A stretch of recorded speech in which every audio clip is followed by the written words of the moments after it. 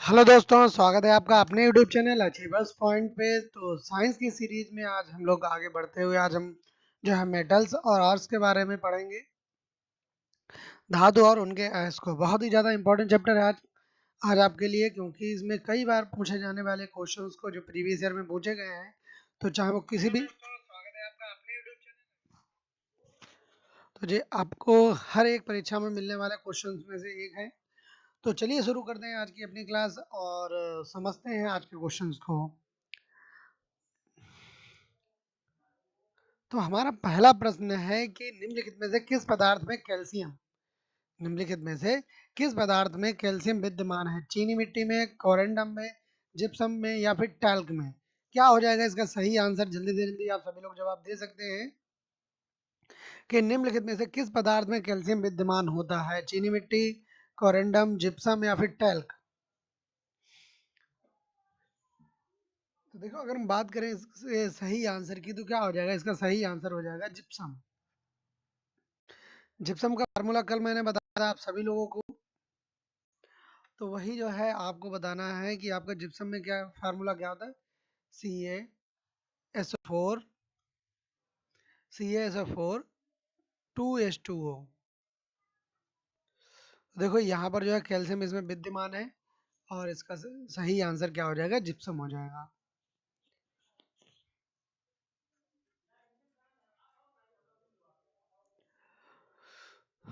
तो चलिए चलते हैं अपने अगले प्रश्न की तरफ, देखते हैं उसे। निम्नलिखित में से कौन सा एक तत्व नहीं है? आपको बताना है कौन सा मेटल नहीं है। Which of the following is not a type of element? इन्होंने देखो एलिमेंट के बारे में आपसे कहा है। किसके बारे में कहा है? एलिमेंट, धातु, अधातु, गैस या फिर उपधातु? क्या हो जाएगा इसका सही आंसर? जल्दी से बताएं सभी लोग।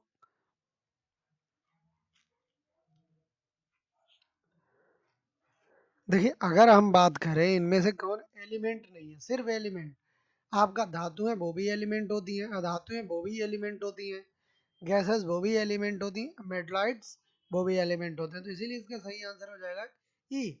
देखो, अब यहाँ पर एलिमेंट ना कहकर अगर ऑर्स कह दिया जाता, कोई ऑर्स का नाम दे दिया जाता, जैसे कि उन्होंने ऑप्शन में होता डोलोमाइट, डोलोमाइट होते तो क्या होता है, जे एक आपका ऑर्स है, इसमें कई चीजें मिक्स होती हैं, तो इसीलिए इसको हम एलिमेंट नहीं कहते। तो इन्होंने पूछा था कि आपका इनमें से एलिमेंट कौन सा नहीं है। तो चलिए चलते हैं अपने अगले प्रश्न की तरफ। निम्नलिखित में से धातु युग्मों में से किस एक में क्रमशः सबसे हल्की धातु और सबसे भारी धातु है? क्या हो जाएगा इसका सही आंसर? फटाफट जल्दी से बताएं सभी लोग। और जितने लोग भी ऑनलाइन है वो ज़्यादा से ज़्यादा क्लास को शेयर करते हैं सभी में, ताकि सभी लोग जो ऑनलाइन आ जाए। निम्नलिखित में से धातु युग्मों में से किस एक में क्रमशः सबसे हल्की धातु तथा सबसे भारी धातु है? तो लिथियम पारा, लिथियम ऑस्मियम, एल्यूमिनियम ऑस्मियम या फिर एल्यूमिनियम और पारा? क्या हो जाएगा इसका सही आंसर? जल्दी से बताएं सभी लोग। देखिए, आपका सबसे हल्की और सबसे भारी धातु, सबसे हल्की धातु लिथियम हो जाती है और सबसे भारी धातु ऑस्मियम हो जाती है। ठीक है, तो चलिए चलते हैं अपने अगले प्रश्न की तरफ।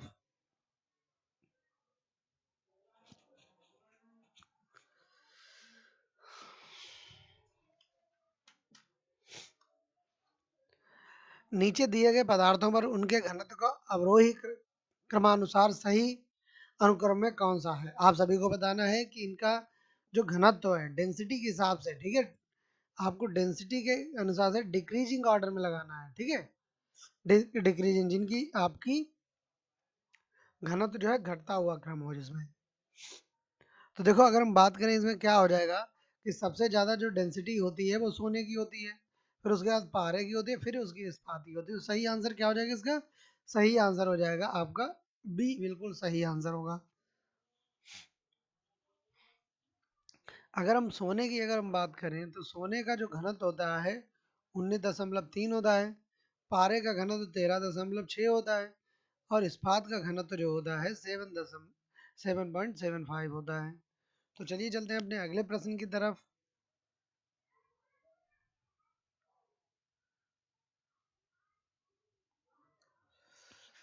बाजार में बिकने वाले बाजार में बिकने वाले सामान्यतः 18 कैरेट सोने में क्या होता है? ठीक है, 18 कैरेट सोने में क्या होता है कि आपका 18 पार्ट गोल्ड होता है और 6 पार्ट आपका अदर मेटल्स होते हैं। क्या हो जाएगा इसका सही आंसर? देखिए, अगर हम बात करें इसके सही आंसर की, तो टोटल 24 कैरेट होना चाहिए। टोटल क्या होना चाहिए? 24 कैरेट। तो 24 कैरेट में आपको क्या किया जाता है? प्योर सोने से कोई चीज बन नहीं सकती, तो क्या हो जाता है? 18 कैरेट हो जाता है आपका सोना। ठीक है, सोने का पार्ट हो जाता है 18 कैरेट। अब बकाया इसका 6 कैरेट क्या हो जाता है? 6 कैरेट हो जाता है आपका अन्य मेटल, जैसे कि तांबा वगैरह हो गया। ठीक है, तो इसका सही आंसर क्या हो जाएगा? सी पार्ट इसका बिल्कुल सही हो जाएगा। तो चलिए चलते हैं अपने अगले प्रश्न की तरफ।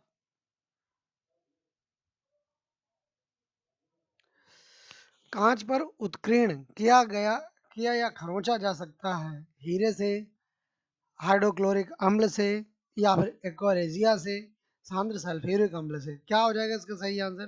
फटाफट जल्दी से बताएं कि कांच पर उत्कीर्ण किया या फिर खरोंचा जा सकता है हीरे से, हाइड्रोक्लोरिक अम्ल से, एक्वारेजिया से, सांद्र सल्फ्यूरिक अम्ल से। तो अगर हम बात करें इसके सही प्रश्न की, तो क्या हो जाएगा इसका सही? ठीक है, सही आंसर इसका क्या हो जाएगा? 1 and 2 इसका जो है बिल्कुल सही आंसर होगा। आपका डायमंड से भी हो सकता है और आपका हाइड्रोक्लोरिक एसिड से भी उसमें आपका उत्कीर्ण कोई भी चीज की जा सकती है। तो चलिए चलते हैं अपने अगले प्रश्न की तरफ। धातु जो ठंडे पानी में से त्वरित किया क्रिया करती है। ठीक है, इसमें आपको बताना है कि metal which react instantly with water is. ठीक है, तो धातु जो ठंडे पानी में त्वरित क्रिया करती है, सोडियम, एल्यूमिनियम, मैग्नीशियम या फिर आयरन। तो इसके सही आंसर के बारे में अगर हम बात करें, तो क्या हो जाएगा? सबसे ज्यादा पानी में रिएक्टिव होता है आपका सोडियम होता है। क्या होता है आपका? सोडियम सबसे ज्यादा रिएक्टिव एलिमेंट होता है। जैसे ही पानी के संपर्क में आता है वो आग लगा देता है, आग लग जाती है। तो और इसका सिंबल होता है Na। ठीक है, तो चलिए चलते हैं अपने अगले प्रश्न की तरफ।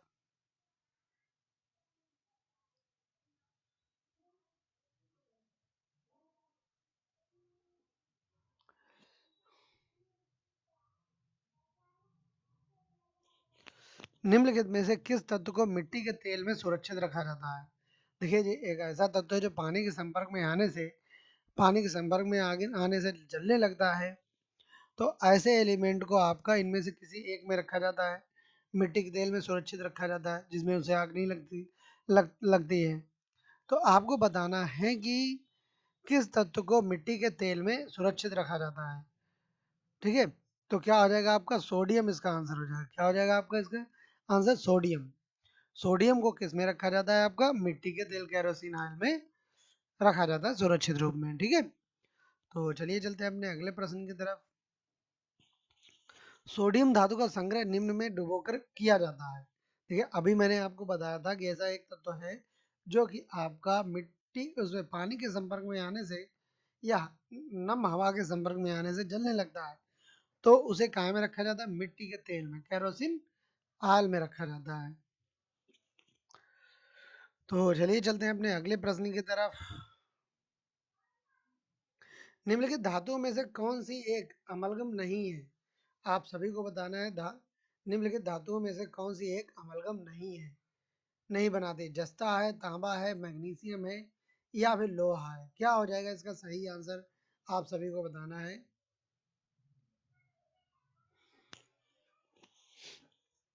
ठीक है, अमलगम में आपका लोहा शामिल नहीं होता है। ठीक है, आपका इसमें 3 होती हैं, जस्ता, तांबा और मैग्नीशियम। इससे जो है मरकरी धातु के साथ मिला करके यौगिक यानी कि अमलगम बनाया जाता है। ठीक है, और इसमें लोहा शामिल नहीं होता है। तो चलिए चलते हैं अगले प्रश्न की तरफ। निम्नलिखित मिश्र धातुओं में से किसे अमलगम कहते हैं? निम्नलिखित मिश्र धातुओं में से किसे अमलगम कहते हैं? जस्ता कॉपर को, तांबा और टिन को, पारा और जस्ता को, सीसा और जस्ता को। क्या देखिए, अभी मैंने आपको धातुएं बताई थी, कौन से? आपका जस्ता, तांबा, मैग्नीशियम, ये चीजें होती हैं। आपको बताना है इनमें से कौन सी जो अमालगम में शामिल होती हैं। ठीक है, तो ये धातुएं जो हैं आपकी मरकरी के साथ में मिक्स की जाती हैं, तो क्या हो जाएगा आपका मरकरी और जस्ता। क्या हो जाएगा आपका मरकरी और जस्ता, इसका सही आंसर हो जाएगा। तो चलिए चलते हैं अपने अगले प्रश्न की तरफ। निम्नलिखित में से कौन सा तत्व लोहे के साथ मिश्रित होने पर इस्पात बनाता है, जो उच्च ताप का प्रतिरोध कर सकता है, उच्च कठोरता और अपकर्षण का प्रतिरोधकता होती है। आपको बताना है कि कौन सा ऐसा लौह लौह के साथ मिश्रित किया जाता है जो कि आपका जिसका प्रतिरोध यानी कि रेजिस्टेंस तो बहुत हाई हो जाता है और उसकी कठोरता और प्रतिरोधकता भी अधिक हो जाती है। एल्यूमिनियम, क्रोमियम, निकल या टंगस्टन। क्या हो जाएगा इसका सही आंसर, आप सभी को बताना है जल्दी से। देखिए अगर हम बात करें इसके सही आंसर की कि जो इनकी प्रतिरोधकता क्षमता बढ़ाने वाला जो तत्व होता है वो होता है क्रोमियम। क्या हो जाता है, क्रोमियम हो जाता है, और क्रोमियम जिसकी वजह से इसका हाई रेजिस्टेंस होता है। ठीक है, क्या होता है इसका हाई रेजिस्टेंस बन जाता है, और आपका विद्युत वायरिंग में आपका इसका प्रयोग किया जाता है। अगर एक निश्चित वोल्टेज से अधिक अगर बिजली आ जाती है तो ये पिघल जाता है और बकाया सारे इंस्ट्रूमेंट बच जाते हैं। तो चलिए चलते हैं अपने अगले प्रश्न की तरफ। निम्नलिखित में से निम्नलिखित में कौन कठोरतम धातु है, सोना, लोहा, प्लेटिनम या टंगस्टन। क्या हो जाएगा इसका सही आंसर, जल्दी से बताएं।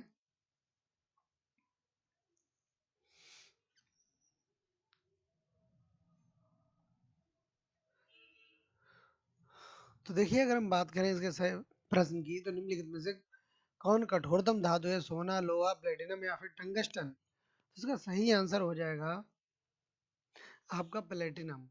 ठीक है, प्लेटिनम इनमें से सबसे सबसे ही कठोरतम धातु है।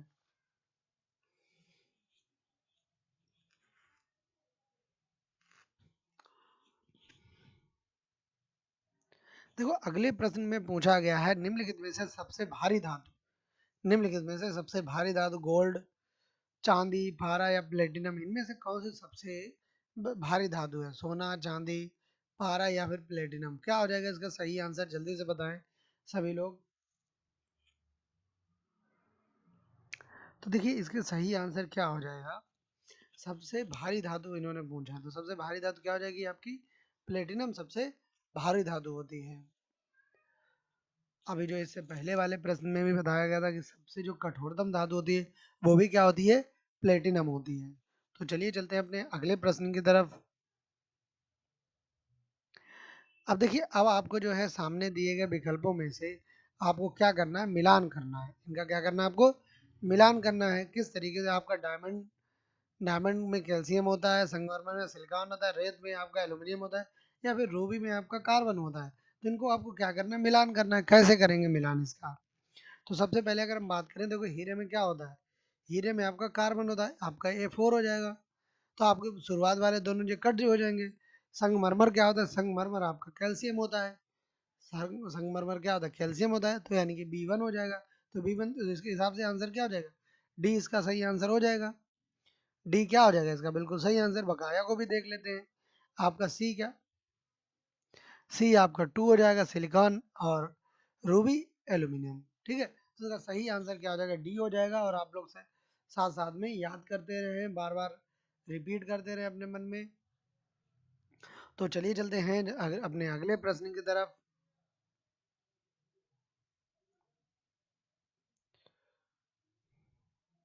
निम्नलिखित में से कौन सा मूल तत्व है, आपको इसमें बताना है मूल तत्व कौन सा है, रेत है, हीरा है, संगमरमर है या फिर शक्कर है। क्या हो जाएगा इसका सही आंसर, जल्दी से बताएं। और जितने लोग भी ऑनलाइन है एक बार क्लास को ज़्यादा से ज़्यादा लोगों में शेयर कर दें ताकि सभी लोग क्लास में उपस्थित हो जाएं।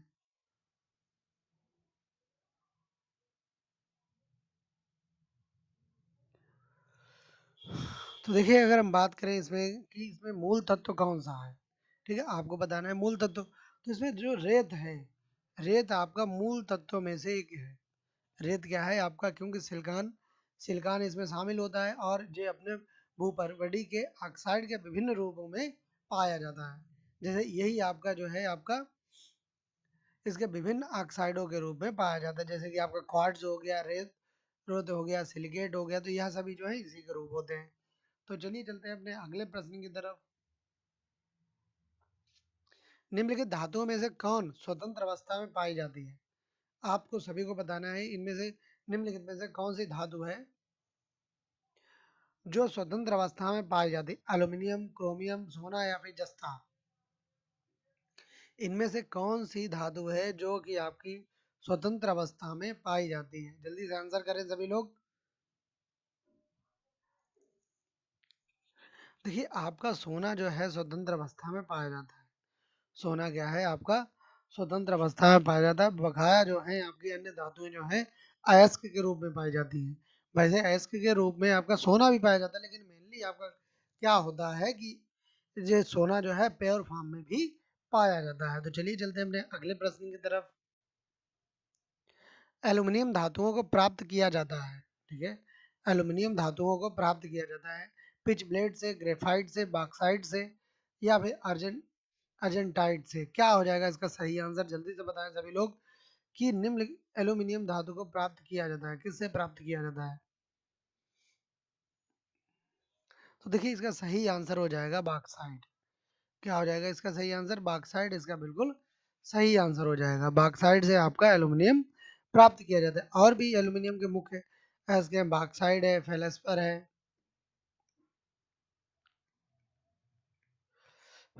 है और आपका एब्रो है।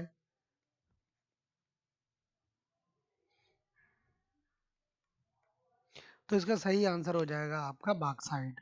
तो चलिए चलते हैं अपने अगले प्रश्न की तरफ। ज़्यादा से ज़्यादा लोगों में एक बार लाइव सेशन को शेयर कर दें ताकि सभी लोग जुड़ जाएं एक बार। निम्नलिखित में से किस धातु को प्राप्त करने हेतु बॉक्साइट अयस्क मिलता है? ठीक है, आपको अयस्क है। बॉक्साइट किसका अयस्क है पता होना चाहिए आप सभी लोगों को कि बॉक्साइट आपका एल्यूमिनियम का अयस्क है। बॉक्साइट क्या है आपका एल्यूमिनियम का अयस्क है। अभी जो मैंने बताया था। और ये बॉक्साइट सबसे ज्यादा आपका पाया जाता है झारखंड में। झारखंड में आपका उड़ीसा में और आपका छत्तीसगढ़ में। जो तीन जगह जो है मेनली आपका क्या है, आपका क्या पाया जाता है? आपका बॉक्साइट पाया जाता है। निम्नलिखित में से कौन सा तत्व प्रदूषण नहीं फैलाता? इनमें आपको बताना है कि निम्नलिखित में से कौन सा तत्व प्रदूषण नहीं फैलाता? तांबा नहीं फैलाता है, कैडमियम नहीं फैलाता है, आर्सेनिक नहीं फैलाता है या फिर निकल नहीं फैलाता है? क्या हो जाएगा इसका सही आंसर? जल्दी से बताएं। निम्नलिखित में से कौन सा तत्व प्रदूषण नहीं फैलाता? तांबा, कैडमियम, आपका आर्सेनिक या फिर निकल? तो देखिए अगर हम बात करें इसके सही आंसर की, देखो क्या है आपका आर्सेनिक तो प्रदूषण फैलाता है, पक्का है। कैडमियम की वजह से भी आपका इटाई इटाई रोग हो जाता है, यानी प्रदूषण का भाग है। निकल भी। तांबा एक ऐसा तत्व होता है कि जो आपका प्रदूषण नहीं फैलाता, जबकि कार्बन को एब्जॉर्ब करता है। जबकि आपका कार्बन को क्या करता है? एब्जॉर्ब करता है, सोखता है। ठीक है, तो चलिए चलते हैं अपने अगले प्रश्न की तरफ।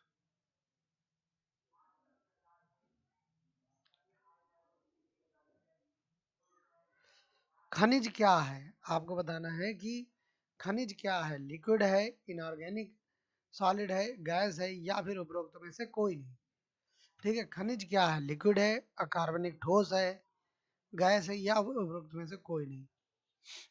उपरोक्त में से सभी। क्या हो जाएगा इसका सही आंसर? जल्दी से बताएं सभी लोग। देखिए जो अकार्बनिक, ठीक है, जो अकार्बनिक ठोस होते हैं वो इनऑर्गेनिक सॉलिड होते हैं। उन्हें हम क्या नहीं कहते? उनको हम मिनरल्स नहीं कहते। जो इनऑर्गेनिक ठोस होते हैं, सॉलिड होते हैं, उनको हम क्या नहीं कहते? उनको हम मिनरल्स नहीं कहते। बकाया चाहे लिक्विड फॉर्म में उन्हें भी मिनरल्स बोलते हैं, जैसे कि आपका पेट्रोलियम गैस, जो आपका पेट्रोलियम गैस होती है। ठीक है, तो इसका सही आंसर क्या हो जाएगा?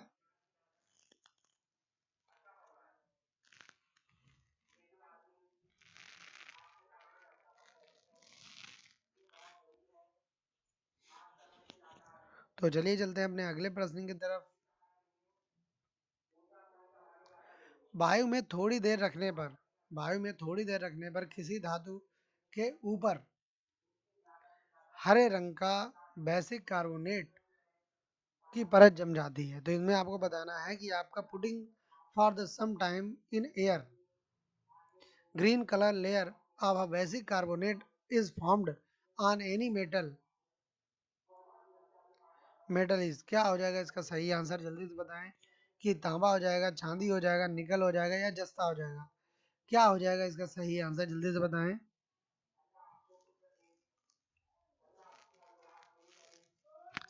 देखिए अगर हम बात करें इसके सही आंसर की तो क्या हो जाएगा, आपका ए बिल्कुल सही आंसर हो जाएगा। ठीक है, तो तांबा इसका बिल्कुल सही आंसर होगा। तो चलिए चलते हैं अपने अगले प्रश्न की तरफ। आपने तांबे के ऊपर जो तांबे के बर्तन होते हैं उनमें आपने देखा होगा कि क्या हो जाता है, आपकी एक परत जम जाती है ग्रीन कलर की।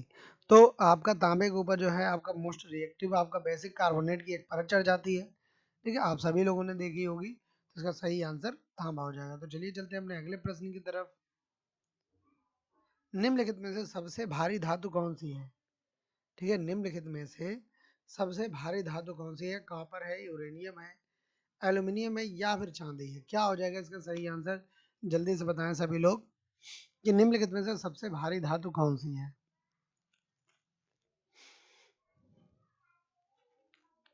तांबा हो जाएगा, यूरेनियम हो जाएगा, एल्यूमिनियम हो जाएगा या फिर चांदी, जल्दी से आंसर करें सभी लोग। देखो इनमें से सबसे भारी धातु कौन सी हो जाएगी, आपकी यूरेनियम हो जाएगी। ठीक है, ये सबसे भारी धातु इनमें से कौन सी हो जाएगी, यूरेनियम हो जाएगी। इसकी खोज जो हुई थी आपकी 1789 में हुई थी। ठीक है, और पिच ब्लेड नामक एस्के से इसको प्राप्त किया जाता है। किससे आपको किया जाता है, इसको प्राप्त किया जाता है आपका पिच ब्लेड से। तो इसका सही आंसर क्या हो जाएगा, यूरेनियम। वैसे सबसे भारी धातु कौन सी है आपकी, प्लेटिनम। प्लेटिनम जो है आपका सबसे भारी धातु है प्रकृति में। तो चलिए चलते हैं अपने अगले प्रश्न की तरफ। निम्न धातुओं में से कौन सामान्य ताप पर द्रव होती है। आप सभी को बताना है कि निम्न धातुओं में से कौन सामान्य ताप पर द्रव होती है। सीसा होता है, पारा होता है, निकल होता है या फिर टिन होता है, क्या हो जाएगा इसका सही आंसर, जल्दी से बताएं।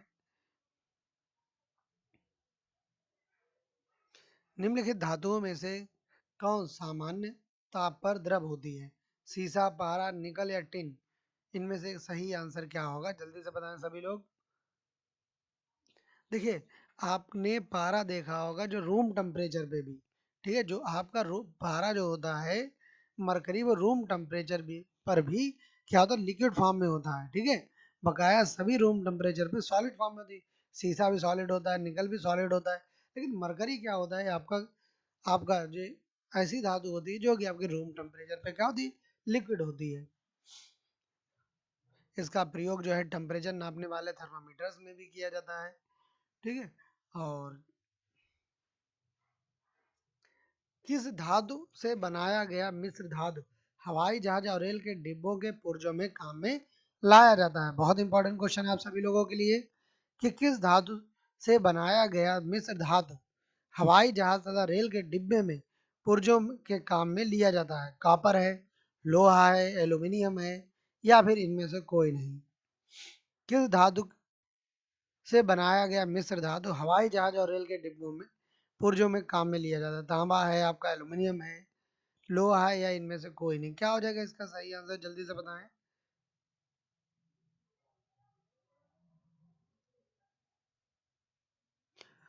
तो देखिए इसमें आपका हो जाएगा आपका एल्यूमिनियम, क्या हो जाएगा इसका सही आंसर, एल्यूमिनियम। अमित शर्मा साहब बिल्कुल सही आंसर दिया आपने, रोली बिल्कुल सही आंसर दिया आपने।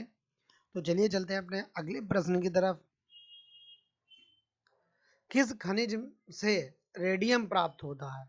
बहुत इंपॉर्टेंट प्रश्न है आप सभी लोगों के लिए कि रेडियम जो है आपका किस तत्व से प्राप्त होता है, जल्दी से बताएं सभी लोग।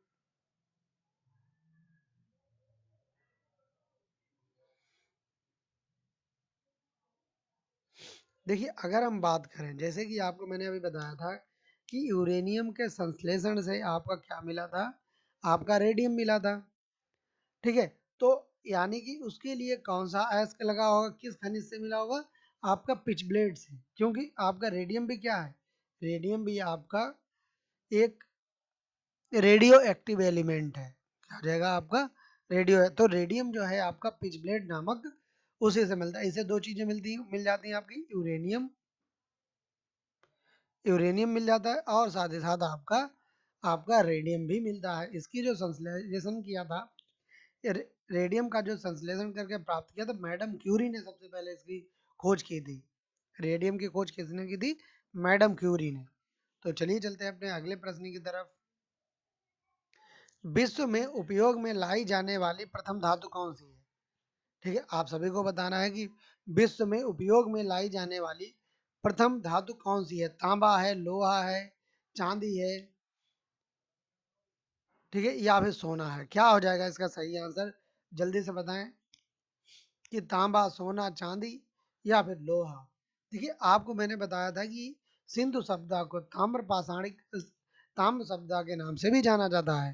ठीक है, आपका कि अगर हम बात करें कि सिंधु सभ्यता में सबसे पहले किसका प्रयोग किया गया, तो तांबे का प्रयोग किया गया था। वह लोग लोहे को नहीं जानते थे, तो इसका सही आंसर क्या हो जाएगा, इसका सही आंसर हो जाएगा तांबा। तो बिल्कुल सही आंसर बताया रोली आपने। ठीक है, तो इसका सही आंसर हो जाएगा तांबा।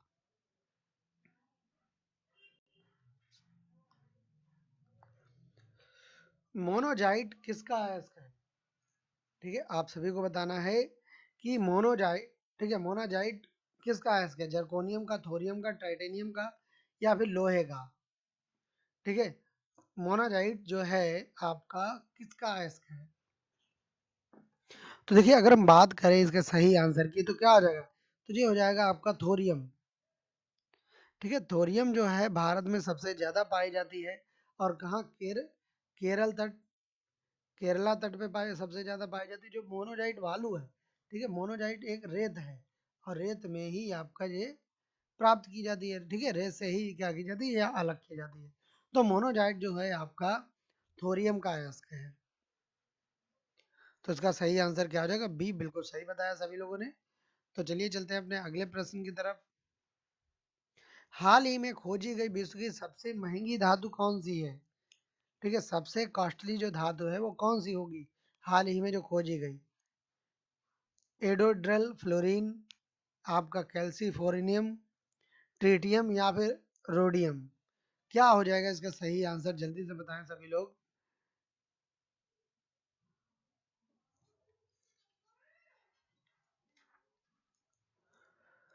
तो देखिए, अगर हम बात करें इसके सही आंसर की, तो क्या हो जाएगा आपका जो एड्रोडेल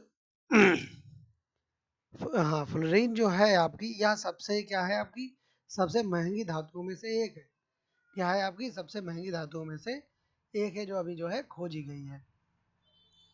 अब इसका प्रयोग किस में किया जाता है, इसका न्यूट्रॉन उत्सर्जन में इसका प्रयोग किया जाता है। किस में प्रयोग किया जाता है आपका, आपका न्यूट्रॉन उत्सर्जन में इसका प्रयोग किया जाता है।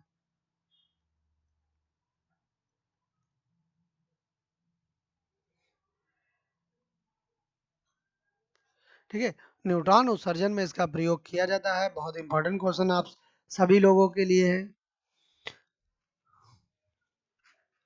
और इसमें ये बताया गया है कि लगभग आपका 1 ग्राम की जो कीमत है, 1 ग्राम की कीमत लगभग 27 मिलियन है।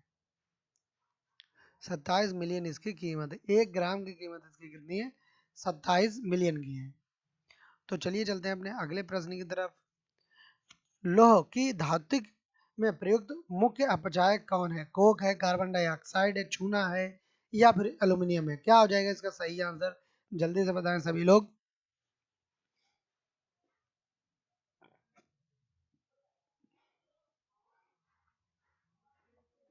तो देखिए, इसका लोहे का, इन्होंने कहा लोहे की धातु की का प्रयुक्त मुख्य अपचायक, यानी कि जो आपका मेटलर्जी ऑफ आयरन है, जो उसके लिए रिड्यूसर जो है किसका यूज किया जाता है, तो वो कोक का यूज किया जाता है। किसको यूज किया जाता है, कोक को एज ए रिड्यूसर आपका यूज किया जाता है। किसमें, अपचायक के रूप में, लोहे के अपचायक के रूप में इसका प्रयोग किया जाता है। अगर क्योंकि भट्टी में लगभग 400 डिग्री से जब आपका 700 डिग्री तक आपका होता है, इससे ऊपर है तो इसमें जो है आपका क्या मिलाया जाता है, आपका कोक के तहत इसको अपचायक के रूप में प्रयोग किया जाता है। इनमें से कौन सा निकिल का अयस्क नहीं है, आप सभी को बताना है कि इनमें से कौन सा निकिल का अयस्क नहीं है। ठीक है, निकिल का अयस्क कौन सा नहीं है आपको जल्दी से बताना है कि गारिनाइट, गर्नीराइट है, पेंटेलेनाइट डाइट है, या फिर लिमोनाइट है, या फिर निकोलाइट है।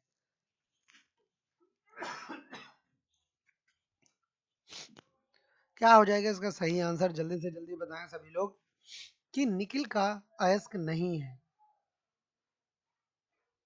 देखो यहाँ पे नहीं पूछा गया है, तो आपका इसका सही आंसर हो जाएगा आपको लिमोनाइट। लिमोनाइट जो है आपका अयस्क नहीं है। लिमोनाइट नहीं, यह किसका अयस्क है, आपका लोहे का, लोहे का अयस्क है। ठीक है, तो इसका सही आंसर क्या हो जाएगा आपका लिमोनाइट। लिमोनाइट किसका अयस्क है, आपका आयरन का। तो चलिए चलते हैं अपने अगले प्रश्न की तरफ। इसमें आपको बताना है इनमें से सुमेलित नहीं है, इसमें से आपको बताना है सुमेलित नहीं, aluminium bauxite, copper, cinnabar, zinc, calamine, iron, haematite. क्या हो जाएगा इसका सही आंसर, जल्दी से बताएं सभी लोग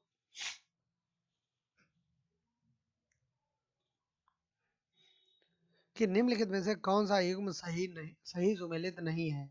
aluminium bauxite, copper cinnabar, zinc calamine, या फिर आयरन हेमेटाइट।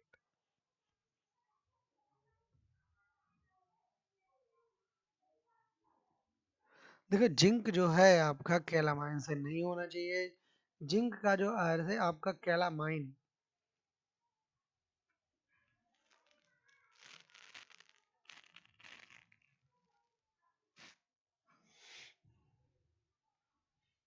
देखो जिंक का जो है कैलामाइन इसका होता है, इसका सही आंसर होता है। कॉपर का सिनेवार नहीं होता है, क्या नहीं होता है, कॉपर का जो है सिनेवार नहीं होता है। कॉपर के कौन कौन से होते हैं, आपके पायराइट होता है, ठीक है, पायराइट्स होता है, और आपका क्यूप्राइट होता है। ठीक है, आपके ये दो होते हैं, आपका जिंक का कैलामाइन बिल्कुल सही है, आयरन का हेमेटाइट बिल्कुल सही, और एल्यूमिनियम का बॉक्साइट बिल्कुल सही है। तो इसका सही आंसर क्या हो जाएगा, कॉपर का सिनेवार नहीं है। और बकाया इसके दोनों जो है बायराइट्स एंड क्यूब्राइट्स दोनों ही आप लोग याद जरूर कर लें। तो इसका सही आंसर क्या हो जाएगा आपका बी, इसका बिल्कुल सही आंसर होगा। स्टेनलेस स्टील एक मिश्र धातु है जिसमें लोहे के साथ निम्नलिखित को मिलाया जाता है। देखिए वैसे तो लोहे में आपका आपका स्टेनलेस स्टील में तीन चीजें मिलती हैं, कौन कौन सी होती हैं, आपकी निकेल होता है, ठीक है, 15 से 20% के करीब जो होता है आपका क्रोमियम होता है, और साथ ही साथ आपका 8 से 10% के करीब जो है 8 से 10% के करीब जो है आपका निकेल होता है। आपको बताना है कि आपको लोहे के साथ में क्या मिला गया, तो इसका सही आंसर क्या हो जाएगा, क्रोमियम इसका बिल्कुल सही आंसर होगा।